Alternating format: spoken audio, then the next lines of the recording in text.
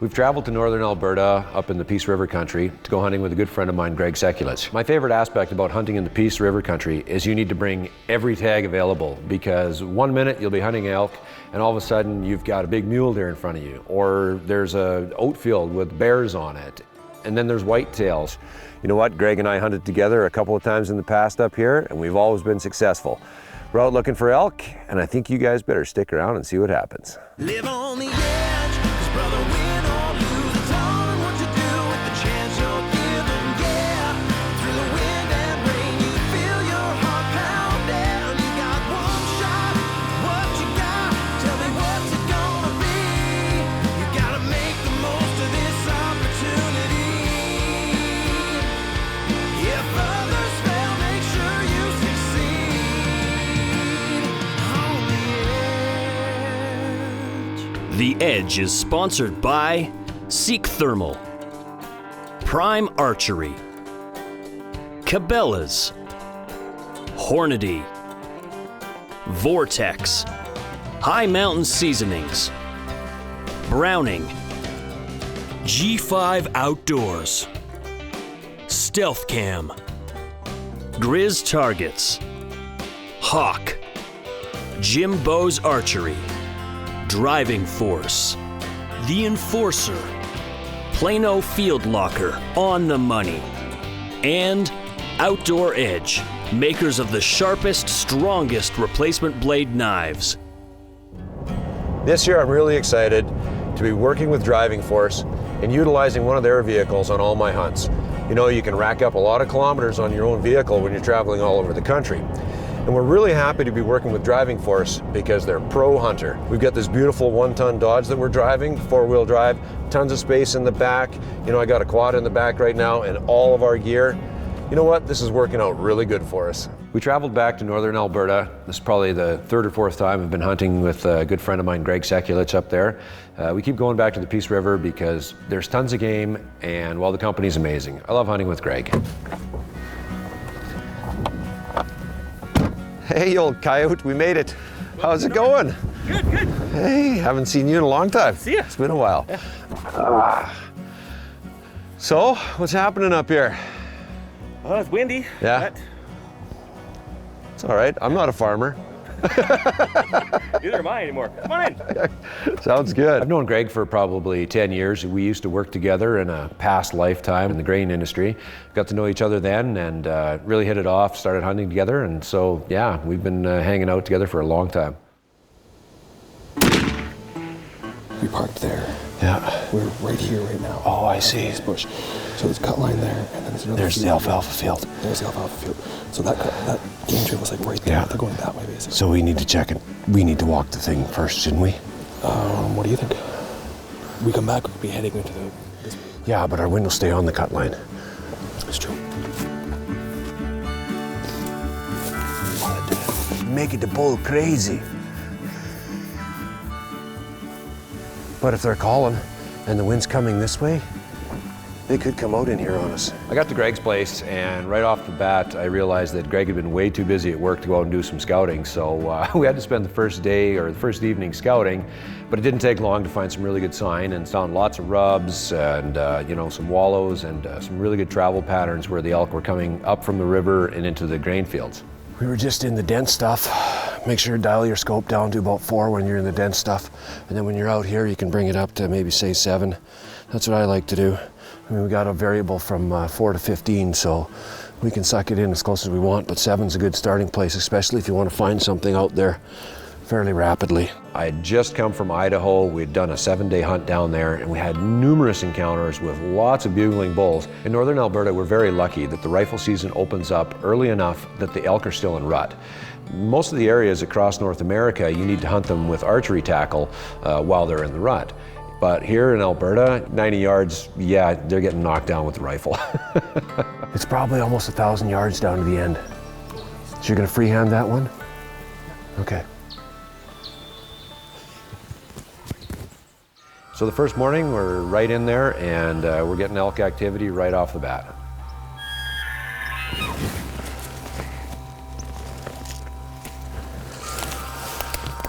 Get down. It didn't take us long to realize that if we wanted to get an elk, we had to get in super early. You know, we were getting to the fields an hour before daybreak so we could sneak in the dark and get into position. We'd done everything right this one morning. Greg and I and the cameraman were in the dark and we're there and we spot a bunch of elk out on the field. No, 5 cows. The bull is way out there. I think he's going that way. So we get into position and we're watching, and these elk are starting to funnel off down below us, only 200 yards away. And I'm watching them, I'm going, okay, there goes another one, and I'm giving Greg the ranges, and he's all lined up on the fence post, and you know, we're thinking, oh my God, this is just gonna transpire perfectly.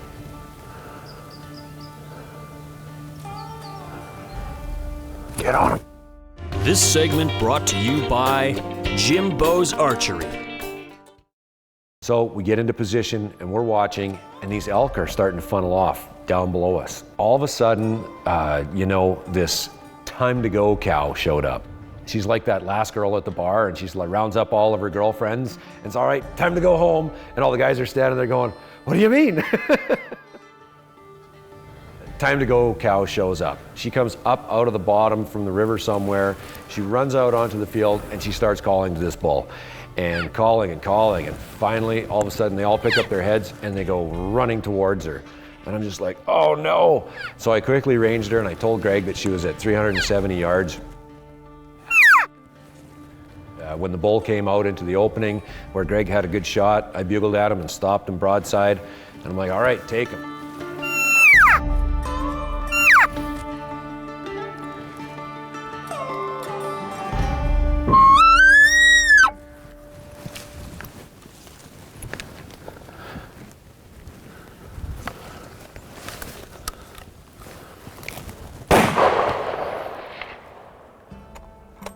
Greg shoots and nothing happens. And then I'm like, holy cow, I've got a gun too. This is a big bull, I better shoot too. So I jump over to a fence post and I'm wobbling away there and I'm like, okay, I got this. Boom, I shoot. And I either shot underneath him or in front of him, I don't know. And he wheels around and then Greg shoots again and he obviously shot low and they're gone.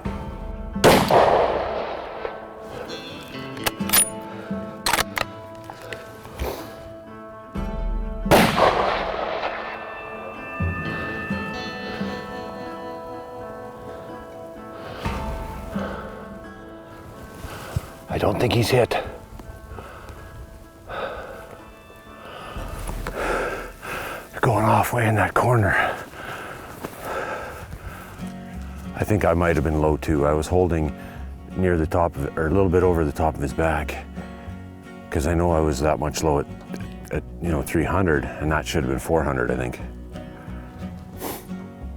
Why the hell did she have to show up? They would have come right past us. Well, we find out afterwards, once we got out to where the elk were on the field, that they'd been coming through a drainage that was probably another 80 to 90 yards further than where the cow was situated. He'd come down a draw behind her, but at that distance, you can't really tell. So he was at 500. That's why Greg shot underneath him twice. I was holding it a little high, but I obviously pulled right and shot just in front of him. So we'll continue on, but I think we figured out what we did wrong.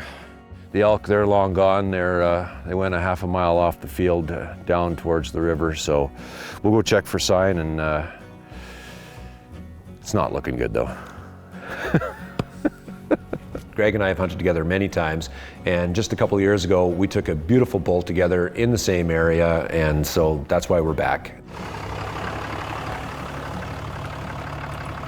There's good news and bad news. Okay. Good news is we hit where we were aiming.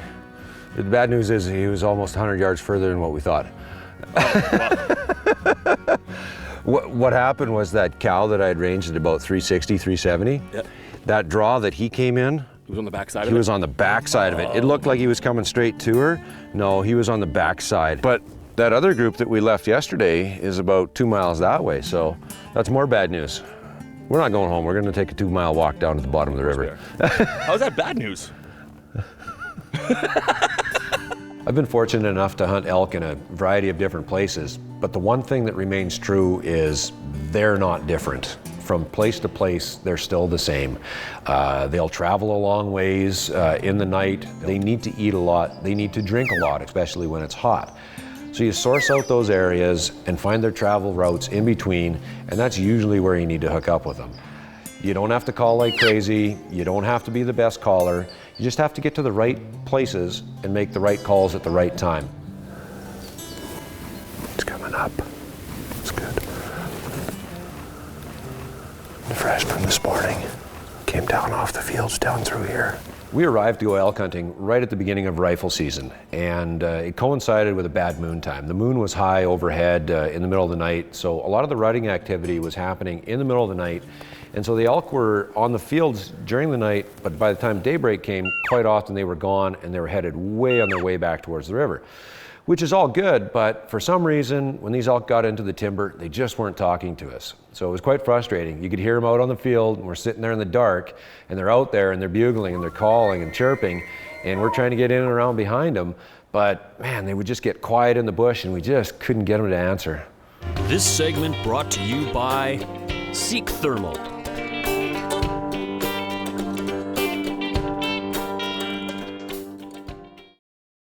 It's been a long morning. Got a few miles covered already, so. For real. Oh, this one's so old. No, I'm good. Oh, baby. Thank you, sir.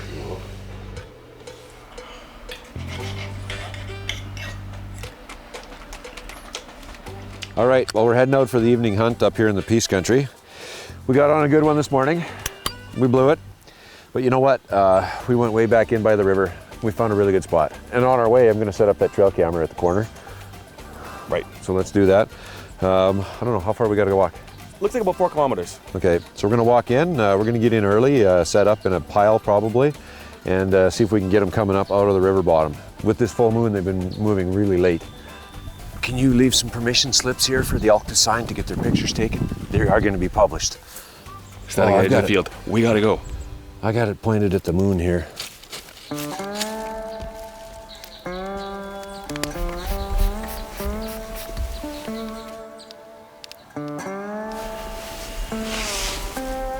Maybe we can get a response to a call, but boy, when they leave the field before daylight, they're not even calling. Gets pretty tough to hunt.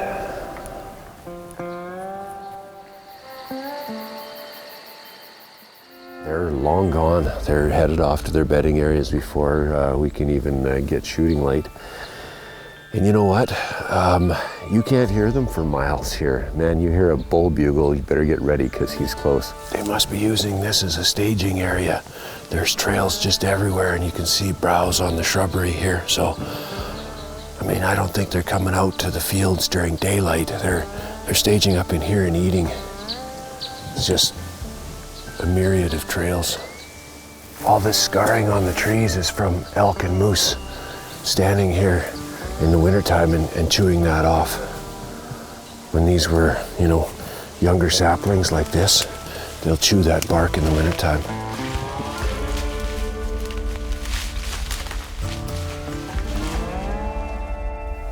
We got elk over top of this sharp drop off down in this wash. We're gonna go down, and if we don't get anything, we're gonna loop back around along over the bank down that way, calling as we go into the wind. Next bench. Yeah.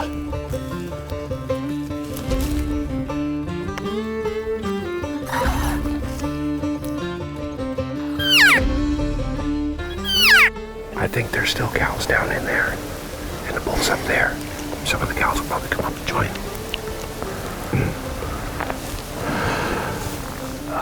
Okay, that's actually an easy way down right there.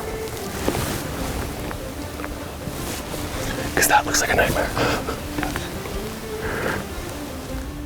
There's a lot of dead crap between me and the edge of that ridge. We're gonna have to go around it, otherwise we're gonna break every branch in there. They've shut right up, and the wind down here is swirling like mad, so I'm a little scared they've winded us. You know, I haven't heard that bull, but he was calling to us to bring us in. We could drop down into that bottom and follow it all the way along. Then they can't smell us. It's true. There's a bunch of swaths laying out here with alfalfa underneath. Look like they've been turned over a fair bit by elk browsing for food. So that's pretty exciting. Or if we sit here long enough, hopefully these elk will come back through for a meal tonight. Helgie's off now looking at some new land we just got permission on this evening. So he's got a few more days, so he's gonna go look for some fresh sign and see where we should set up in the morning. This segment brought to you by Stealth Camp.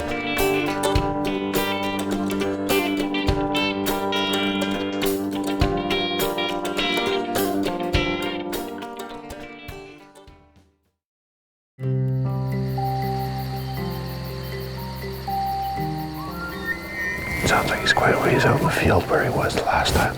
We need to make it to the second hill. We'll just move slow. Make sure we don't spook anything here.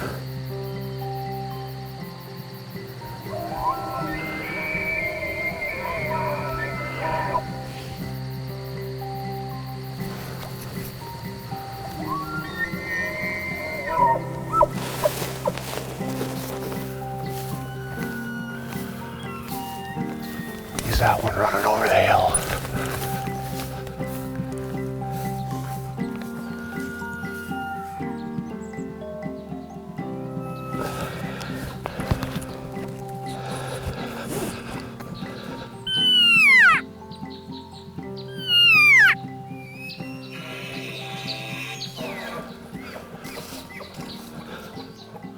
I'm worried that we turned the lead cow and they all holed up back in there. And we ran right past them.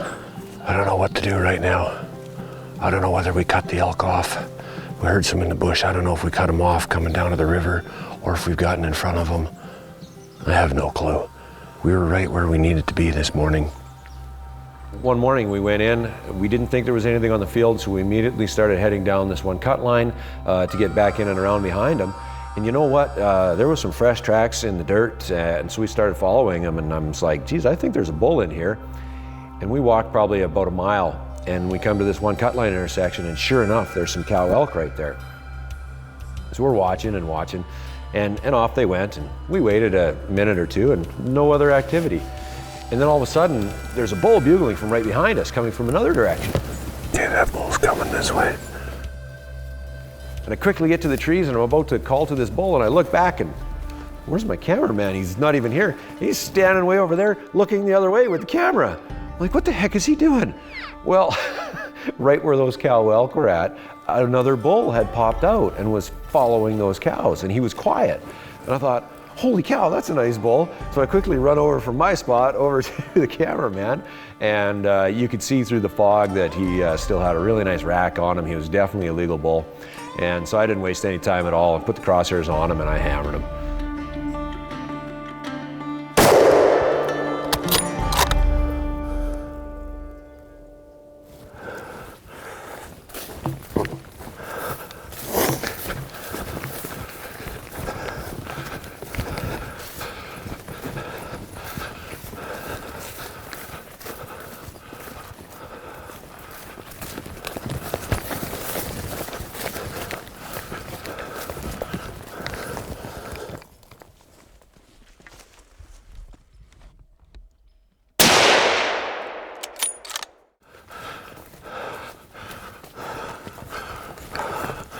Where'd he go?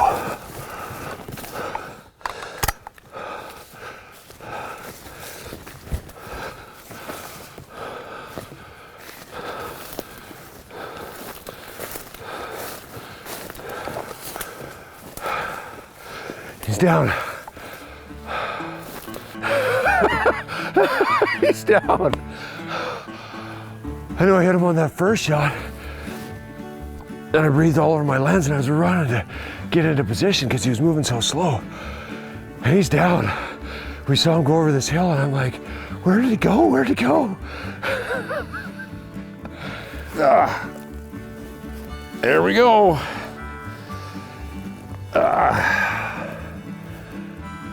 He's a nice young 6-point. I like it. Oh boy, we've been hunting pretty hard for elk this year. We stuck to it, and we kept working our way around and coming into the same places, and we caught up with this guy this morning. Beautiful northern Alberta bull. All in all, the hunt was a complete success. I got to go hunt with a really good friend.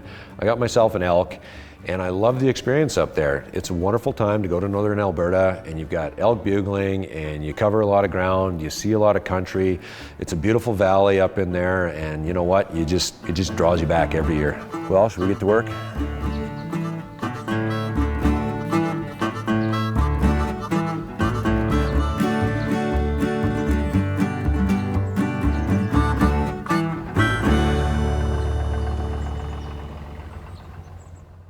The Edge is sponsored by Seek Thermal, Prime Archery, Cabela's, Hornady, Vortex, High Mountain Seasonings, Browning, G5 Outdoors, Stealth Cam, Grizz Targets, Hawk, Jim Bowes Archery, Driving Force, The Enforcer, Plano Field Locker, On the Money, and Outdoor Edge, makers of the sharpest, strongest replacement blade knives.